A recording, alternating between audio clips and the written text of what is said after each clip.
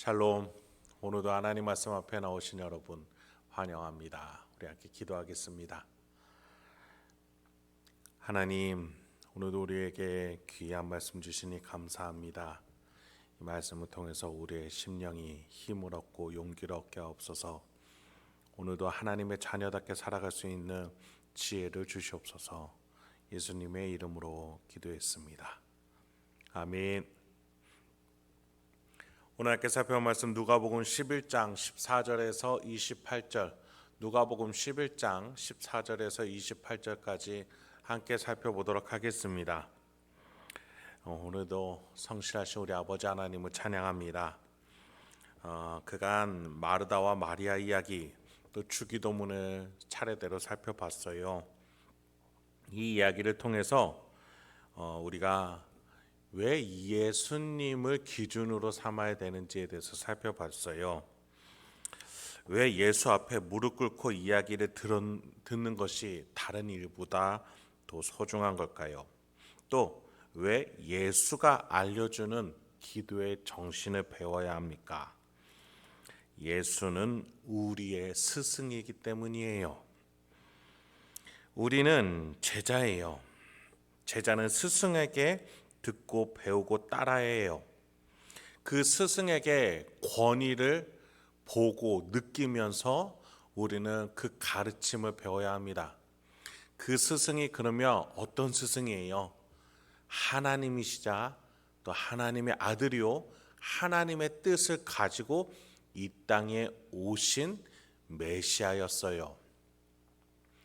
우리의 스승 되시는 예수에게 그러한 권위와 또 놀라운 영적인 위치가 있기 때문에 우리는 예수를 통해서 보고 배울 수 있는 겁니다.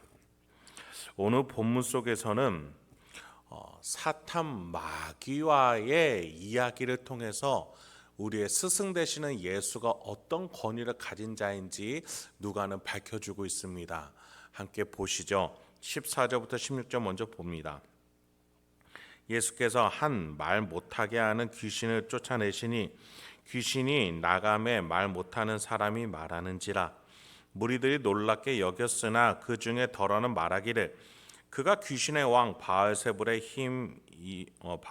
힘입어 귀신을 쫓아낸다 하고, 또 덜어는 예수를 시험하여 하늘로부터 오는 표적을 구하니 예수께서 그들의 생각을 아시고 이르시되 스스로 분쟁하는 나라마다 황폐하여지며 스스로 분쟁하는 집은 무너지느니라. 사단 마귀 이야기가 시작이 됩니다. 여러분, 성경은요 사탄 마귀 귀신의 이야기를 정확하게 자세하게 말해주지 않아요. 그들을 설명하는 데 성경의 목적, 관심이 없어요. 하나님과 우리 사이의 관계 회복에 성경은 관심이 있습니다. 그래서 우리가 사탄 마귀의 이야기를 대할 때에는 명확한 주제를 알고서 그 사탄 마귀가 등장하는 이야기들을 접할 수 있어야 해요.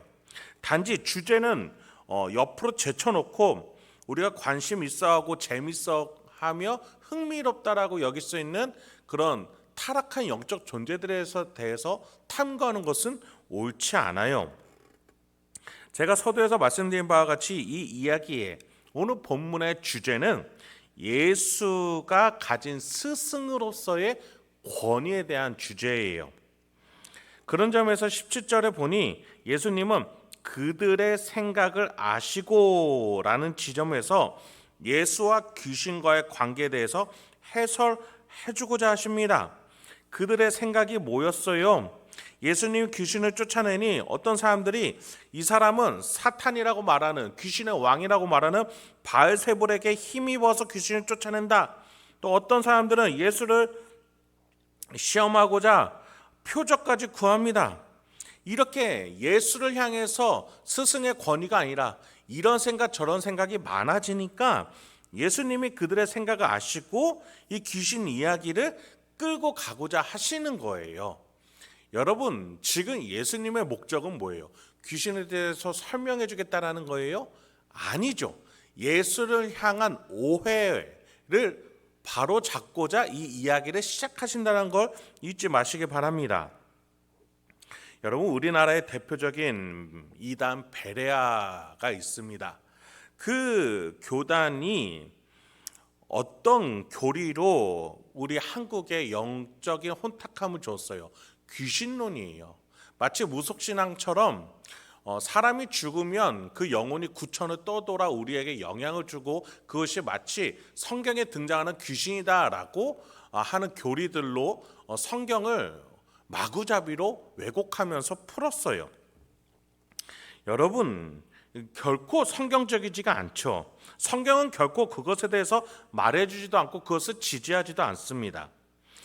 여러분, 사람이요 본성적으로 영적인 존재이기 때문에 영적 세계에 대해서 관심이 많을 수밖에 없어요. 전 세계의 모든 민족에게 다 종교가 있습니다.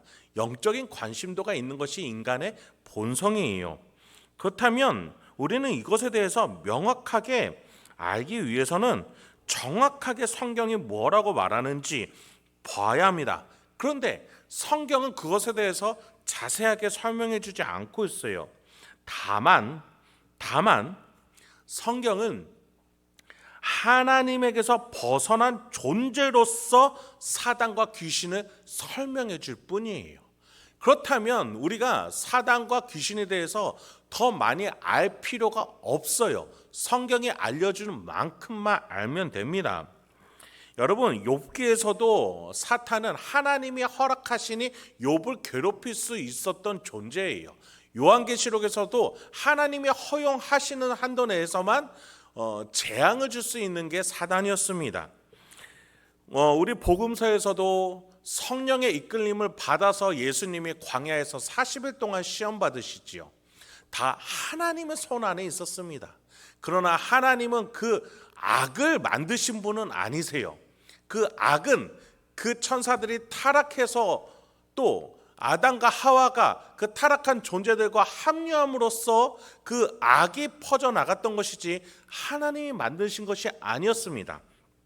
그러나 그 전에도 제가 말씀드린 바와 같이 하나님은 그 모든 것까지도 하나님께서 손 안에 쥐고 제어하심으로써 우리를 용서하시고 우리를 훈련시키시는 데 있어서 하나님이 일정 허용하고 계실 뿐입니다. 그래요, 성경은 이 사단 마귀에 대해서 하나님에게서 벗어난 존재로서만 이야기해주고 있어요. 그렇기 때문에 그렇다면 무엇을 더 알아야 되는 거예요?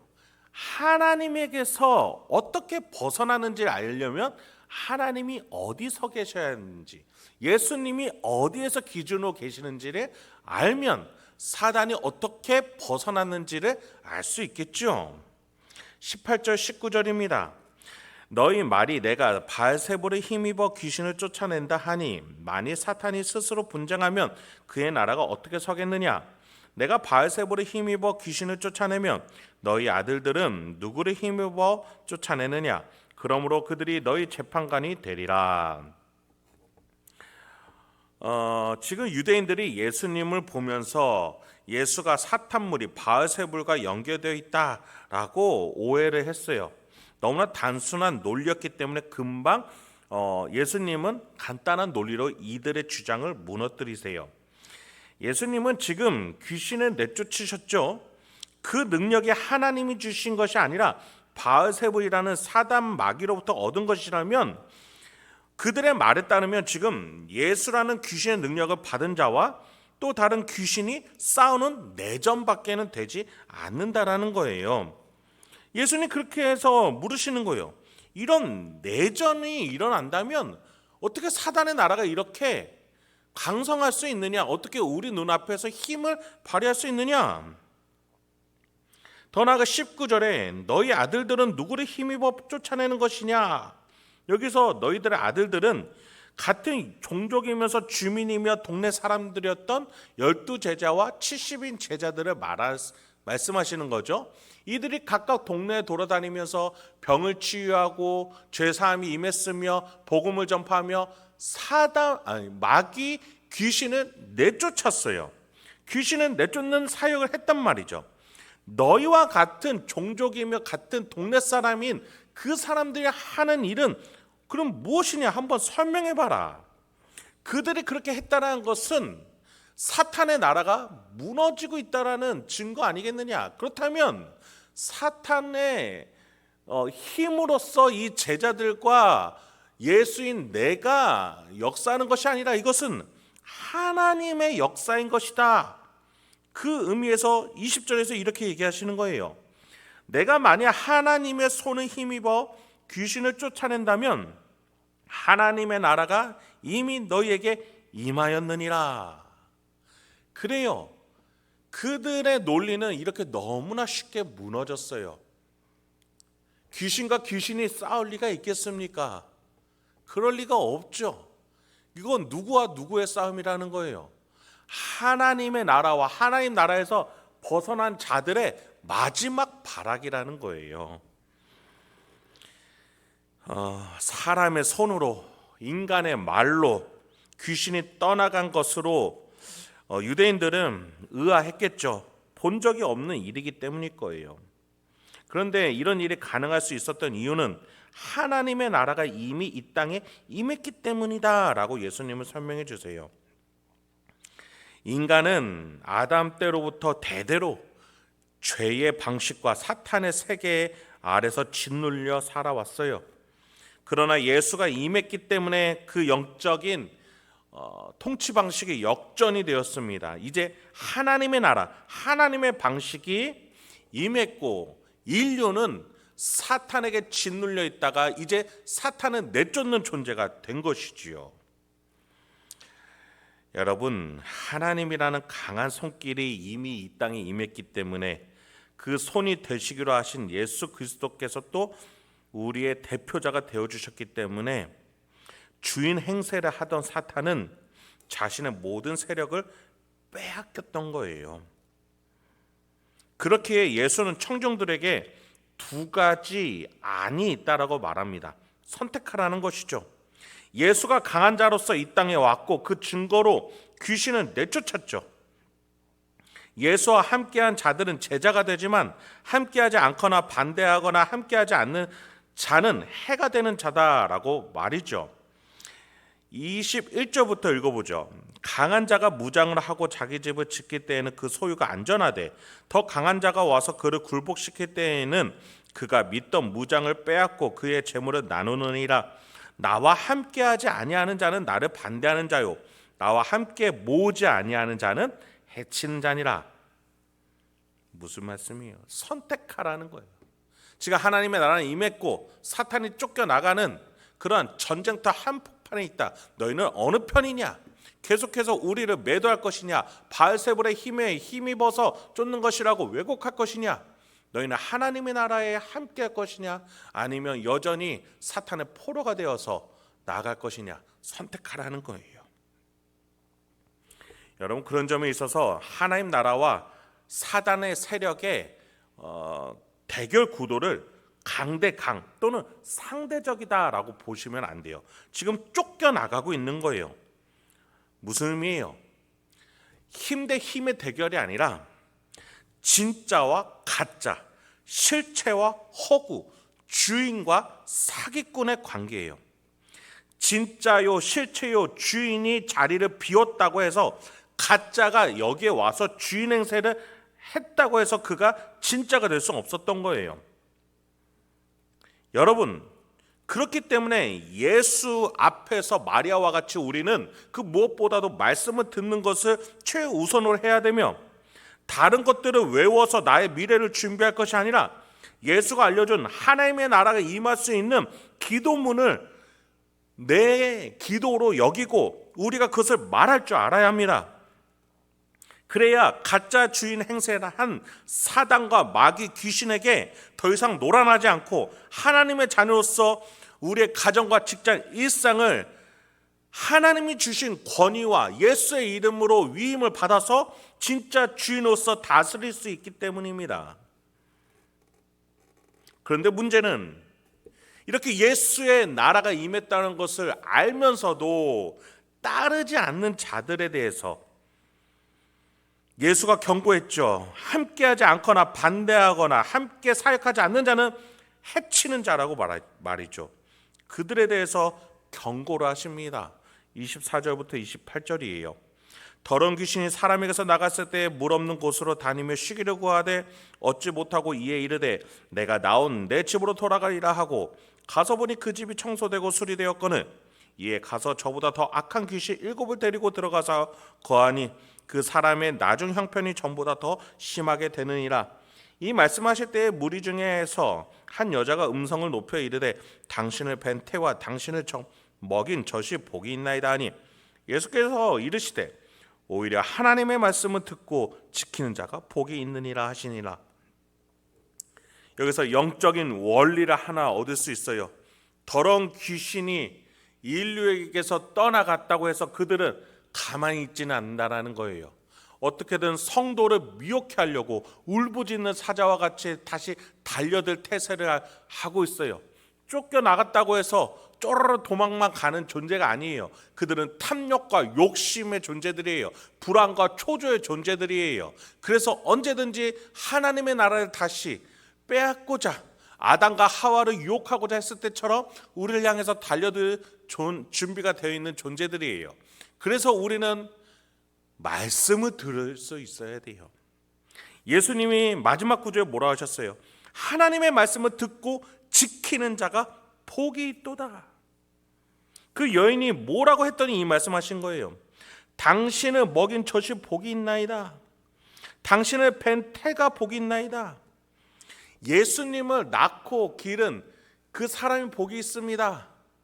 얼마나 예수가 위대해 보이는지 그 부모를 칭찬하기까지 하는 칭찬이었죠. 예수님은 그런데 나의 어미, 나의 부모가 아니라, 나의 육신적 부모가 아니라 영적인 부모 되시는 하나님의 말씀을 듣는 자가 복되다. 그렇다. 너희는 하나님의 자녀가 되어야 한다. 하나님의 자녀로서 성부 하나님을 모시고 성자 하나님이 주신 구속의 길을 걸으며 성령 하나님을 안에 모시고 살아가는 자가 복되도다라고 말씀하시는 거예요. 그래요, 여러분. 예수님은 우리의 스승으로서 이 놀라운 축복의 길로, 영적인 승리의 길로 인도해 주시는 우리의 스승이요 대표자가 되신 줄 믿습니다. 우리는 이기는 전쟁을 하고 있는 거예요. 기독교가 어렵다, 교회 전도가 어렵다라고 말하지만 그건 눈에 보이는 현상일 뿐이에요. 여러분, 날이 갈수록 재앙은 많아지고 미혹해하는 자는 많아지고 사랑은 식어진다라고 예수님은 이야기하셨어요. 마지막 사탄 세력의 발악이에요. 왜 발악을 합니까? 하나님의 나라는 커져가고 있기 때문이에요. 전 세계에서 예수의 이름은 더 넓어지고 있기 때문이에요.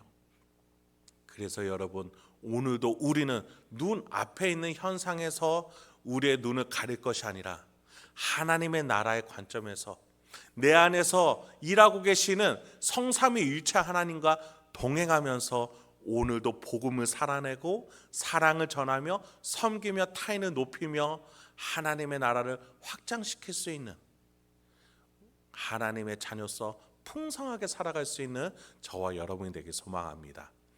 오늘도 우리가 함께 그 전도 대상자들, 태신자들을 작정하기 소망합니다.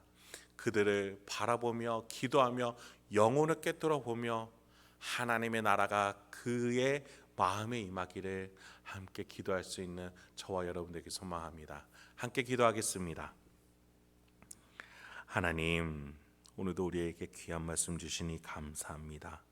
오늘도 이 말씀을 통해서 우리가 하나님 아버지 앞에 자녀답게 살아갈 수 있도록 명예로운 삶을 살아낼 수 있도록 지혜와 용기와 환경을 허락하여 주시옵소서. 예수님의 이름으로 기도했습니다. 아멘.